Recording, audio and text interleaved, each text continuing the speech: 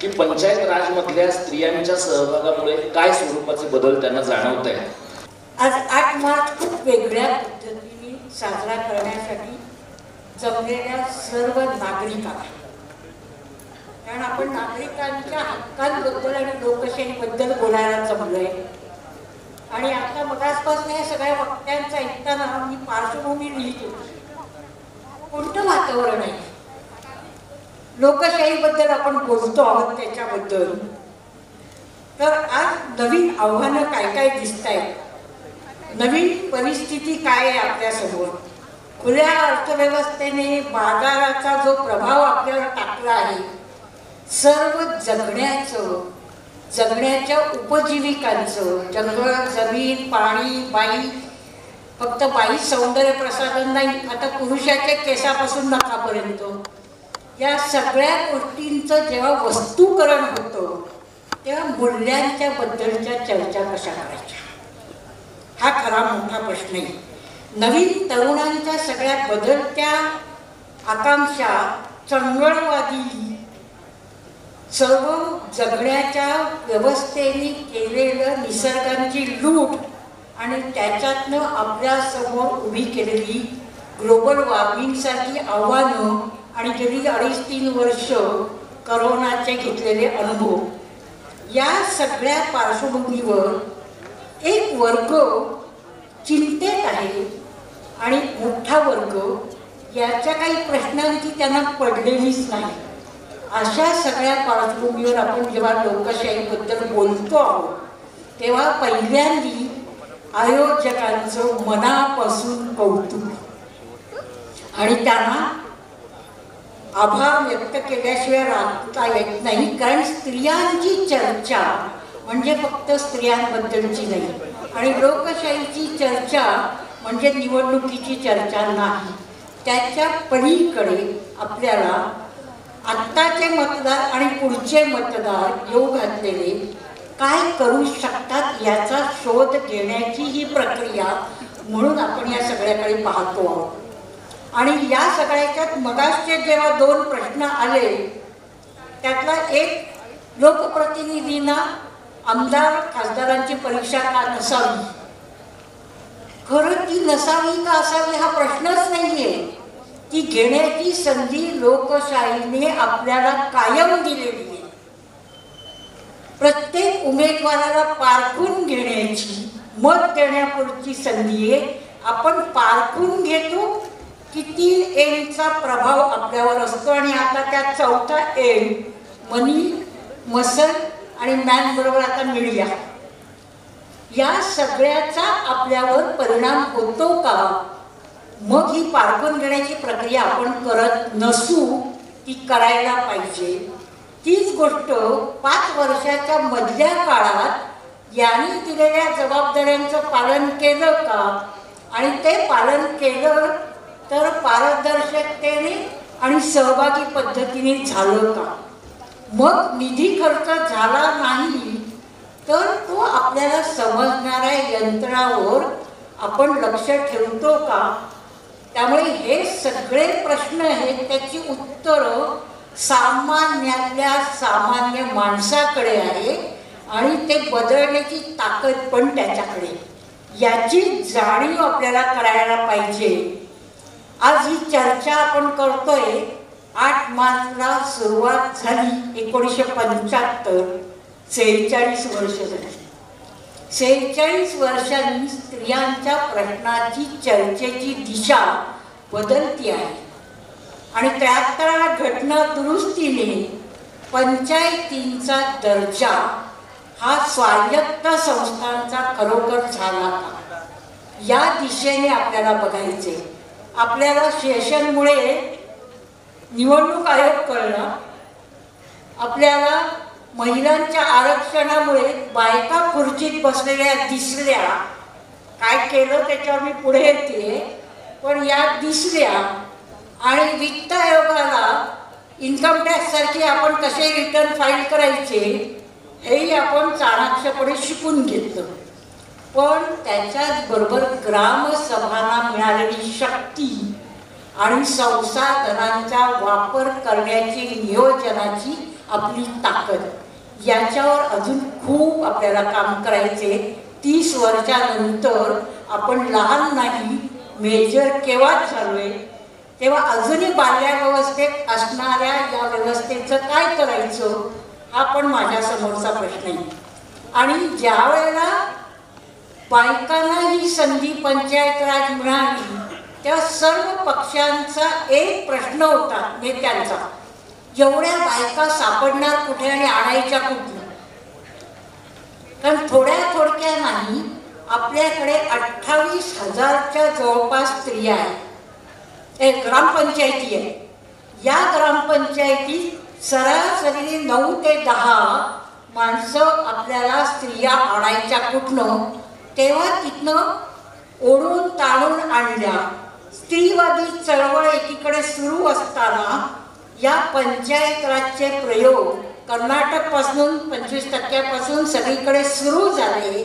महाराष्ट्रात 90मध्ये 30% आलं, मग 73व्या घटनादुरुस्तीने 1/3 आलं आणि आता घटनादुरुस्तीने 50% आलं. त्या अर्ध आकाश आमचं म्हणणाऱ्या स्त्रियांच्याकडे हे आकाश दिलं. हे अर्धच नाहीये. तर कुटुंब व्यवस्था आणि राज्य व्यवस्था या दोन्ही वेगळ्या असल्या तरी त्यांच्यामध्ये एक समान सूत्र आहे. पुरुष सत्तेचे सगळे गुण घेऊन या व्यवस्था चालतात. त्या वर्चस्ववाद म्हणजे पुरुषांच्या विरोधी नाही, तर पुरुषांची ही जी काही सत्ता म्हणजे राजसत्ता पुरुषी असते म्हणतो, ती पुरुषी असण्याचे परिणाम आजवरच्या निम्म्या व्यवस्थेने समाजातल्या घटकांनी भोगले, ते भोगायला लागू नये ही कल्पना होती. जेव्हा या महिला पंचायतीत येतील निवडून त्यावेळेला या बायका काय करतील, काय अपेक्षा होत्या. जेव्हा स्वातंत्र्य मिळेल तेव्हा स्वातंत्र्य या लोकांना वापरता येणार नाही आणि राज्य चालवता येणार नाही असं तेव्हाचे राज्यकर्ते म्हणत होते. बाई शिकायला लागली तर कुटुंब मोडतील असं विरोधक म्हणत होते. तेच एवढ्या मोठ्या संख्येने स्त्रिया आल्या तर घराचं काय होईल, कुटुंबाचं काय होईल आणि आमच्या भाकऱ्यांचं काय होईल. आज काय दिसतो, कुटुंब आहे नाही मोडली, उलट कुटुंबातल्या माणसाला वाटायला लागते माझी बाई खुर्चीत बसली पाहिजे. म्हणजे केवळ राज्य घराण्यातला वारसा सांगणारी किंवा शासनाचा वारसा सांगणारी नाही, तर सर्वसामान्य निरक्षर कातकरी बाई सुद्धा खुर्चीत बसू शकते. हा मोठा एक विश्वास आपल्याला या घटनादुरुस्तीने मिळाला. मिळालेली संधी कशी वापरली हा खरा प्रश्न आहे. मीडियाचा उल्लेख सुरू होता आणि बोलत होते तेव्हा माझ्या समोरची वेगळी चित्र येत होती. राजेशाही गेली आणि लोकशाही आली म्हणताना निवडून आलेल्या स्त्री फेटा घेऊन तलवार घेऊन उभी आहे. म्हणजे फेटा आणि तलवार ही प्रतीक कसली आहेत हा विचार आमच्या मनात येतो का. आणि म्हणून मग ह्या सगळ्या निवडून आलेल्या स्त्रियांना आणि निवडून आलेल्या आणणाऱ्या राजकीय पक्षांना सुद्धा लोकशाही आली आहे का हा प्रश्न विचारावा वाटतो. कारण या राजेशाहीची प्रतीक आज आम्ही जर मिरवणार असू तर काय आहे. आणि म्हणून अनुभव काय सांगतात, तर अपेक्षा होत्या भ्रष्टाचार कमी होईल, अपेक्षा होता भाषा बदलेल, विकासाची दिशा बदलेल. यातनं झालंय किती हे तपासून कधीतरी पाहायला पाहिजे. कारण पुरुषांच्या क्षेत्रात बाईचा प्रवेश काय करतो याची झलक लोकसभेतल्या चर्चात बालकाटी औरतें आहे की और हमारी नजरे बिघडाय, म्हणजे आमचे डोळे कुठे जातील. तर या बायकांच्या साड्यांकडे बायकांच्याकडे असं अगदी सर्रास वक्तव्य इथले लोकप्रतिनिधी करत होते.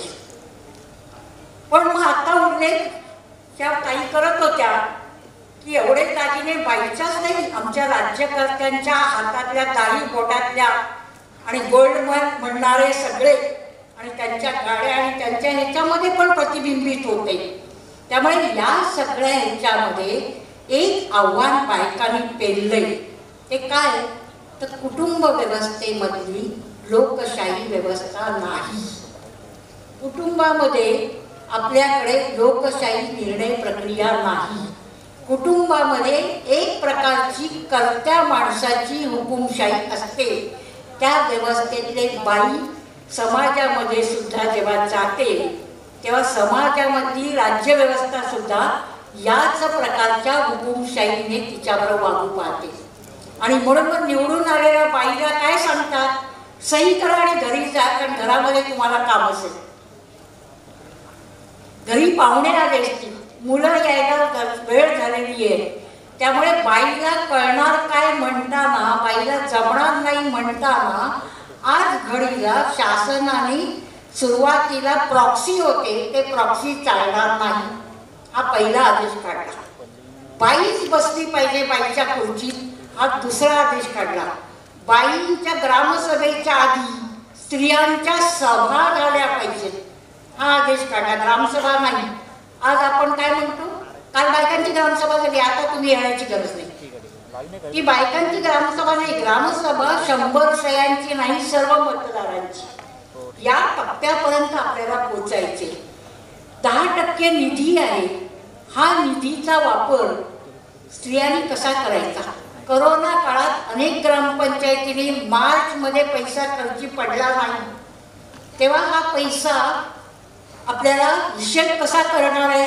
सगळ्या बऱ्याचशा ग्रामपंचायतींनी गावातल्या स्थलांतरितांच्या म्हणजे जगायला जाणाऱ्या कुटुंबांच्या रेशनपासून सॅनिटायझर वापरायपर्यंत केला आहे. त्यामुळे आपल्याला वेगळे मार्ग करता येतात हा पण त्याच्यामधला दिसतोय. तेव्हा या सगळ्या ह्याच्या आव्हानं आहेत, बायका प्रयत्न करतायत, पण त्याचा एक व्यापक विचार आणि लोकशाहीचे अर्थ आपण किती पोचवू शकतो हा खरा प्रश्न आहे. लोकशाही म्हणजे निवडणूक नाही किंवा बहुमत पण नाही. लोकशाही म्हणजे, आणि म्हणून लोकशाहीवर टीका होते आणि हुकुमशाहीचं समर्थन होतं, पण लोकशाही सामान्यातल्या सामान्य माणसाचं, शेवटच्या माणसाचं म्हणणं ऐकण्याची संधी. लोकशाही म्हणजे समता, लोकशाही म्हणजे भेदभावाला नकार, लोकशाहीमध्ये निर्णयाचं स्वातंत्र्य. आणि म्हणून निर्णयाचं स्वातंत्र्य, पिंजऱ्यामध्ये बसून सोन्याचं खायचं की स्वातंत्र्याची किंमत मोजून आपल्याला खाण्याची किंमत मोजून स्वातंत्र्य मिळायचं, हे शाळा कॉलेजमधले वाद. तेव्हा समतेची आणि स्वातंत्र्याची किंमत मोजून उपजीविका आणि सत्ता की माणसाला त्याची मूल्य. आणि म्हणून मग लोकशाहीमध्ये स्वातंत्र्य आणि समते, सहज लोकशाही आणि सहजीवन अस्तित्वात येऊ शकतं, याच्याबद्दलच्या पण आपल्याला चर्चा करायला पाहिजेत आणि ते लोकांपर्यंत पोहोचायला पाहिजे. आव्हानाचं एक उदाहरण मी सांगते, 2-4 अनुभव खूप आहे. त्यातलं एक राजस्थानमधल्या एका बाईंनी सांगितलं.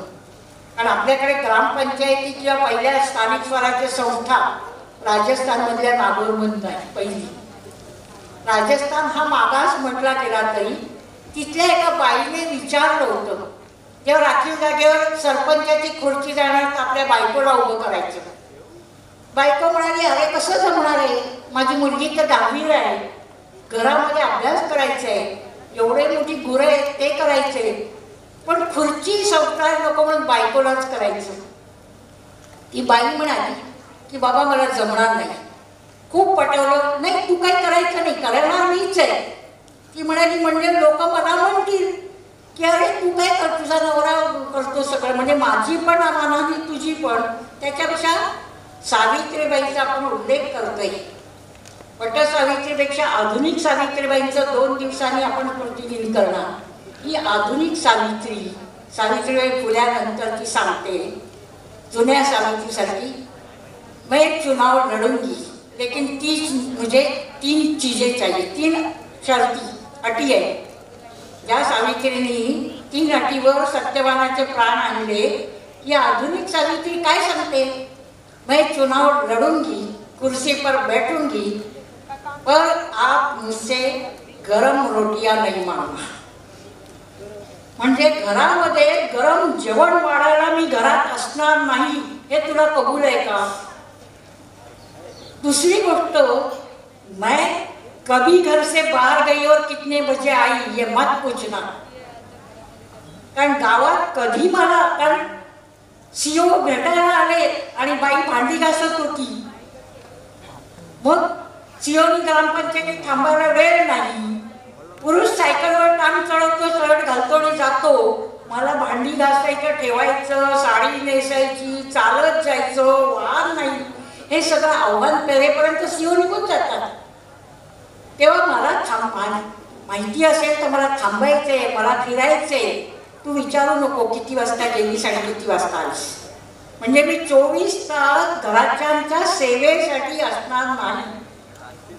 जबाबदारी टाळणार नाही. मी भाकऱ्या करून जाईल, तुझ्या तू वाढून घे. तिसरा प्रश्न ती सांगते, किसके साथ बात कर रही थी और साथ में कौन था. ज्या वेळेला जेव्हा 90 साली आपल्याकडे महिला बालकल्याण सभापती पद जिल्हा परिषदेचं बाईला मिळालं, त्याच वेळेला 94चं महिला धोरण आलं आणि सगळ्यांची अपेक्षा होती महिला धोरणाचा प्रचार बाईंनी करावा आता, आणि तिला ते दिलंय. ते घरात बाई चूलमूल सांभाळत होती. आम्ही पंचायतीमध्ये पण तिला चूलमूलच दिलं, कारण आरोग्य सभापती बाई, शिक्षण सभापती बाई, महिला बालकल्याण बाई, पण स्टँडिंग कमिटी, बांधकाम समिती, अर्थ समिती तिच्याकडे नाही. हे सगळं लक्षात घेतलं पाहिजे, व्यवस्था कशी काम करते. आणि मग त्यावेळेला त्या बाईने मार्ग शोधला. व्हिडिओ निघाला ठाण्या जिल्हा परिषदेच्या सभापती, मी नावं नाही सांगत, आणि त्या म्हणाल्या की व्हिडिओ निघाले. मी म्हटलं व्हिडिओच्या गाडीत साहेब मी तुमच्याबरोबर येऊ का? म्हणाले या.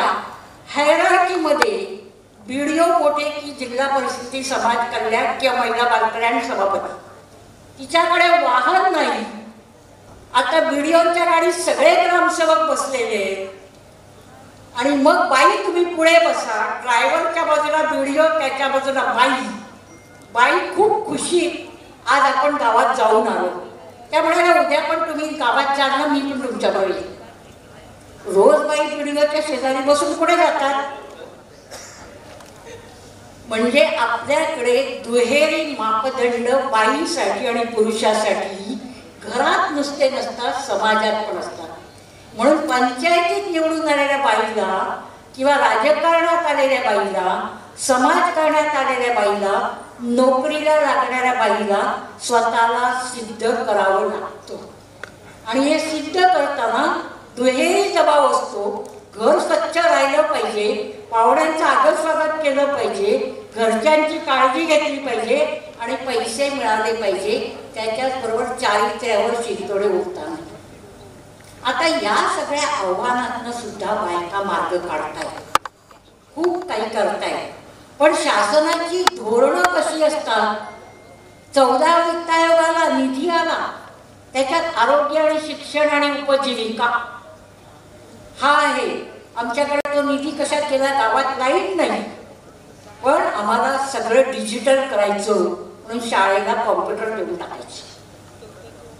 म्हणजे आमच्याकडे त्याचा विनियोगावर आपल्याला काय करायचं? मग हे निधीचा वापर करण्याची कोणाकडे? 14 वित्त आयोगाचा पंचायतींचा 10%, 50%, 70%, 100% निधी आला. या वर्षी तो पुन्हा त्याच्यातले 10% जिल्हा परिषदेकडे. कारण जिल्हा परिषदेला वाटतं आपलं नियंत्रण सुटणार त्याच्यातनं, आणि म्हणून अंतिमतः निर्णय कोणी घ्यायचा लोकशाही? तर ग्रामसभा म्हणते आम्ही निर्णय घ्यायचा, तर महिलांना बसू देत नाही, दुबळ्या वंचींना बसू देत नाही.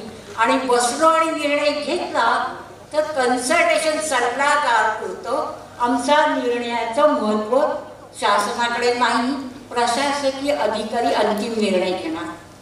आणि म्हणून मग आता या सगळ्याच्यात खूप वेळ आहे. म्हणून पंचायतीमध्ये बदल, जेव्हा 2 मुलांचा कायदा आला तेव्हा मी एका गावात होते आणि गावामधल्या आदिवासी गावात होते, उरण तालुक्यातलं रामसई. मी म्हटलं सरपंचांना तुम्ही खुर्चीत बसा. तर लगेच गावातल्या बायका ओरडल्या आणि म्हणाल्या ती नाही बसणार नागी. म्हटलं नागी खाली उतर. म्हटलं का? तर म्हणे तिला 3 मुलं आहेत. म्हणजे गावामध्ये तुम्हाला तू रेडिओ ऐकला नाही, त्या रेडिओवर बातमी सांगितली की आता ह्याच्यापुढे 3 मुलांना बसायचं नाही. त्या बायकांनी मग नागीने प्रश्न विचारला, ताई मग मुलं किती हवी, हा निर्णय कोणी घ्यायचा, मी घ्यायचा की समाजाने घ्यायचा की घरातल्या कुटुंबाने घ्यायचा? सासू सासऱ्यांनी सांगायचं मुलगा होईपर्यंत बाळणपण होत राहू दे, हा पण कायदा करायला सांगा. म्हणजे हे जे आहे की सरकारने कुटुंब नियोजनाचा प्रश्न म्हणून घेतला, पण बाईच्या ह्याच्यात निर्णयाचा अधिकार जिथे बाईचा नाही, नियंत्रण बाईचं नाही, ते समाजाचे तिथे लोकशाही केली. आणि मग त्याच्या पुढे जाऊन माझ्याकडे प्रकरणं पण आली की ज्याच्यामध्ये पुरुषाला नंतर गावातले विचारलं, सरपंच तुम्हाला 5 मुलं आहेत, असं देव ताई याच्यातनं मार्ग निघेल. म्हणजे त्याला खात्री मार्ग निघेल. काय निघाला तर एका पंचायतीमध्ये 3रं मूल आहे विरोधकांनी सांगितल्यानंतर याने लिहून दिलं हे मूल माझं नाही. हे जेव्हा होतं तेव्हा त्या बाईच्या चारित्र्याचं काय होतं? हे मूल माझं नाही म्हणताना मग मूल कुठलं? मग विरोधी पक्ष कामाला लागतो आणि मग त्या मुलाच्या अंगणवाडीपासनं बरोबर मातांपासून या सगळ्या निघतात. तेव्हा आज आपल्याला किती ह्या सगळ्या आव्हानांमधनं बाई उभी राहते. शौचालय नसेल तर निवडणूक लढवता येणार नाही असं म्हणताना 40 लिटर दरवेळी पाण्याचा निकष आजही बदलत नाही. शहरीकरण अर्धनागरीकरण गावात झाल्यानंतर आणि मग गावातलं पाणी शहराकडे लागतं. तेव्हा निसर्ग संसार, निसर्ग वाचवण्याच्या, केवळ मालमत्ता वाचवण्याच्या नाही तर एकूण अधिकाराची ती लढाई असते, ती लोकशाही प्रक्रियांमधल्या जी लढाई असते. या सर्व अंगाने आपण त्याच्याकडे बघायला पाहिजे असं मला वाटतं. खूप काही सांगता येईल. मी मला ते गंमत म्हणून सांगत होते या सगळ्यांना. अविश्वास ठराव बायकांवर किती आले पहिल्या 6 महिन्यात आणि मग सरकारने अविश्वास ठराव आणण्याबद्दलच्या ह्याच्यात पण दुरुस्ती केली आणि 50% 1/3 नाही याच्याबद्दलची केली आणि तरीही अविश्वास ठराव येत राहिले. त्यावेळेला एका बायका अनुभव, मला 4 अनुभव सांगून ते आम्ही लोकांना विचारतो कसे, तेव्हा त्याच्यामध्ये बाई म्हणाली मी पंचायतीत गेलीच नाही. म्हणजे डोळे मिटून घेतले की माझ्यासमोर घडलंच नाही. अविश्वास ठराव मंजूर झाला तिच्यानं. दुसरी बाई म्हणाली मी काय केलं, मी पक्ष बदलला, पार्टी बदलली आणि पार्टी बदलली की मग काय झालं, माझं पद सुरक्षित राहिलं. तिसऱ्या म्हणजे राजकारणामध्ये पंचायतीत पक्ष नसतात तरीही पक्षांचा प्रभाव असतो. आणि तिसऱ्या बाईने सांगितलं की मी काय केलं, मी विरोधकांना सगळ्यांना ठेके देऊन टाकले आणि पंचायतीने ठेकेदारीचं काम. चौथ्या बाईने सांगितलं अविश्वास ठरावाल्या की मी काय केलं, माझ्यावर ज्यांनी ज्यांनी आणला त्यांना जाऊन भेटले आणि त्यांना विचारलं बाई खुर्चीवर बसलेली तुम्हाला आवडलं नाही का, मी चांगलं काम करत नाहीये का, मी भ्रष्टाचारी आहे का, मी तुमच्यासाठी काही भांडण केलंय का, काहीच नसेल तर तुम्हाला मी खुर्चीवर नको का. ते म्हणाले मला माहीत नव्हतं. त्यामुळे मग साहेब पाटलांनी सांगितलं मी सही केली. असे 3 लोकांनी सांगितल्यानंतर तिच्यावरचा अविश्वास ठराव आपोआप बाई लोकांना भेटते आणि लिहून घेते, अविश्वास ठराव गारगळला. आता अशा हुशार बायका पण आहेत आणि ठेके घेणाऱ्या बायका पण आहेत. प्रस्थापित राजकीय व्यवस्थेमध्ये प्रचलित राजकारणात पण प्रवाहाविरुद्ध पोहणं कठीण असतं, प्रवाहाबरोबर राहणं सोपं असतं आणि 5 वर्षानंतर रोटेशन नंतर ही खुर्ची परत मला मिळणार नसताना माझा संसार हा मला आयुष्यभराचा सांभाळणं सोपा वाटतो. हे सगळ्या पेचातनं बायका येतील आणि जेंडर बजेटिंग, जेंडर अप्रोच आणि त्याच्यामध्ये सक्रिय होतील असा जेव्हा आपण आशावाद धरतो तेव्हा कुठल्याही आशावादी असण्यातनं सक्रिय विचार करण्यामधनं आणि कृतीशील होण्यातनं छोट्या छोट्या घटनांमधनं समाज बदलतो. अशा गोष्टी आपल्याला शोधत राहायला पाहिजे आणि या गोष्टी पुढे आणायला पाहिजे. आज बायका जरी प्रस्थापित राजकारणाचा भाग होत असतील तरी त्या होणार नाही.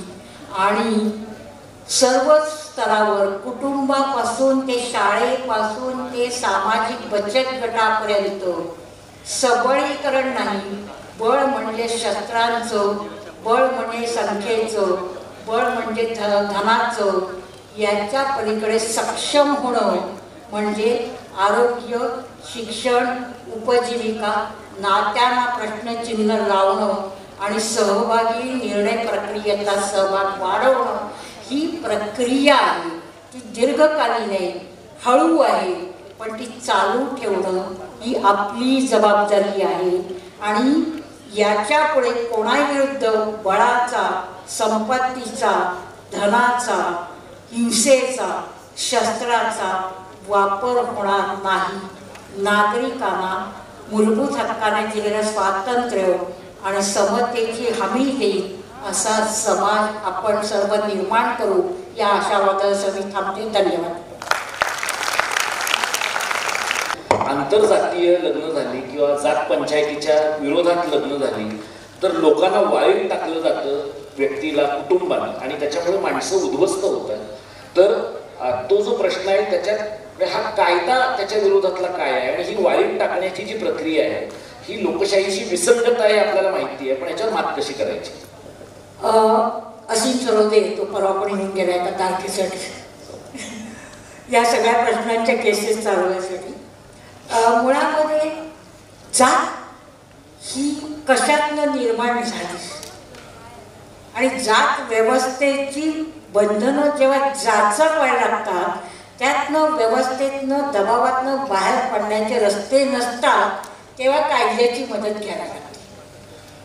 कायदा हा आपल्याला मदत करायला आहे, प्रश्न सोडवायला नाही. साधन आहे जे आपलं संरक्षण नागरी हक्कांचं करू शकतं. त्यामुळे जात पंचायतीचा कायदा हा जो तयार झाला या अशा जात पंचायतीचं विशेषतः परत राजस्थानमधल्या खाप पंचायतीपासून किंवा आपल्याकडच्या अनेक पंचायती त्यांच्या रूढी परंपरा कायम ठेवाव्या असं जेव्हा म्हणायला लागले आणि आमच्याकडे भारतीय संविधानाच्या पुढे कोणी मोठं नाही, कोणताही धर्म नाही, कोणताही गाव नाही, कोणतीही जात नाही, हे एकदा तुम्हाला मान्य असेल तर नागरी हक्कांवर गदा आणणाऱ्या, त्याचं आक्रमण करणाऱ्या प्रत्येक नागरिकाला मदत करणारी किंवा हात देणारी व्यवस्था म्हणून कायद्याच्या राज्याकडे, कायद्याचं राज्य आणि कायद्यापुढे सर्व समान ही संकल्पना आपल्या लोकशाहीचा गाभा आहे. आणि म्हणून मग हा कायदा एकीकडे संरक्षण देतो, पण माझ्यासारखीला अनुभवाचे जे काही आहेत त्याच्यातनं पेच असतात. गाव करी ते राव काय करी ह्या म्हणी एकीकडे, जेव्हा गाव संघटित असतो तेव्हा विकासाची कामं किती चांगली होऊ शकतात. गावाची गावकीची मीटिंग असेल त्या घरटी एक माणूस उपस्थित राहिला पाहिजे याचं बंधन नसतानाही लोक उपस्थित राहतात. पण ग्रामपंचायतीला 100 सह्या गोळा करायला आम्हाला आटापिटा करावा लागतो. तेव्हा गावाच्या स्वयंप्रेरणेने, नागरिकांच्या स्वयंप्रेरणेने आपल्याला पुढे जायचं आहे. याच्यासाठी मूल्य कोणती, त्याची सूत्र कोणती आणि त्याच्याबद्दलचं व्यापक भान आणणारी जाणीव जागृती हाच आपल्याकडचा मोठा पर्याय नाही. नाहीतर कायदे नियमाच्या आधारे त्रास दिला जाऊ शकतो आणि कायदे नियमाच्या आधारे मदत पण मिळू शकते.